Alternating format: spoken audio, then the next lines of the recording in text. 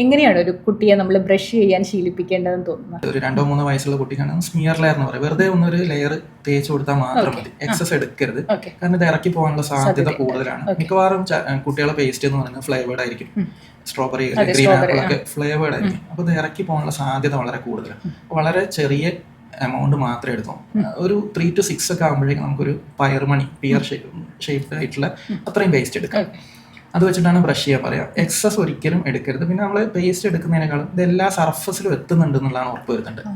മിക്ക കുട്ടികളും ഫ്രണ്ടിലൊക്കെ ചെയ്യുന്നുണ്ടാവും, പുറകിലോട്ട് കൊണ്ടുപോകില്ല, അല്ലെങ്കിൽ കഴുകുന്നതാണെങ്കിലും പുറകിലോട്ടത്തില്ല. അപ്പോൾ ഇത് എല്ലാ സർഫസിലും എത്തുന്നുണ്ട് എന്നുള്ളത് നമ്മളൊന്ന് ഉറപ്പ് വരുത്തിയാൽ തന്നെ ഒരുവിധം കേരീസ് ഒക്കെ നമുക്ക് പ്രിവെന്റ് ചെയ്യാൻ പറ്റും. ഓക്കെ, ഒരു 6 എബോവ് ആണെങ്കിൽ നമുക്ക് സാധാരണ ടൂത്ത് പേസ്റ്റുകൾ ഉപയോഗിക്കാമോ?